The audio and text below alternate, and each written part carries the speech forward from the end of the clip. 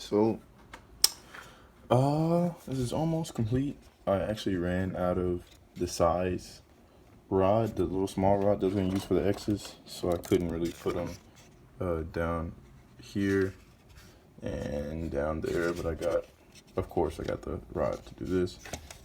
So, just an FYI for your build, if you got enough sticks, definitely do an X because it looks better. But I just didn't have enough. And then again, it's just the same type deal that you did with the doors. So did that right, then you'll definitely get everything else right, because the doors are just good practice for working on everything else. I also got a little reinforcement. And for this, it just depends on what kind of build you're doing. Stock front suspension, obviously, it has to be along the look along these lines, if that makes sense. But if you're doing just full tube, do whatever you want.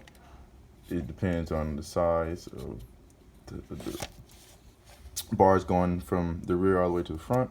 And of course, those have to connect up here, so it'll be more to the middle. But since you're using the stock front suspension, or I'm using the stock front suspension, then it's way out here. And you could also make the control arms and stuff for full tube chassis. If you do want a tutorial on that, definitely comment. But it's pretty simple. You basically just need to measure how far from whatever tube. Say this is the tube right here, and you want it, and the wheel was this wide. Then you mark it out to the side of the chassis. Make sure it's straight, and then have one point. So this is one of the bars in the chassis, this little dot right there where it meets right there. Then you have it meet somewhere right here if you want to sit out like that. So it'll be like a triangle, like a right triangle basically. That's basically what it'll look like. And then depending on how far it is, put a circle, cut a little tube on there, put a circle on there, glue it on top.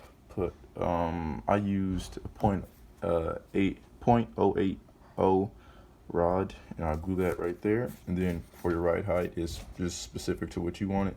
So I mark it by measuring, moving the wheel up and down, the chassis up and down, putting little blocks in there to mark it up.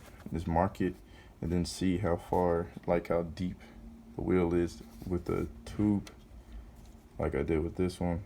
Should slide on there just like that. And then also, if you're doing brake calipers and stuff, I'd leave enough room for that. So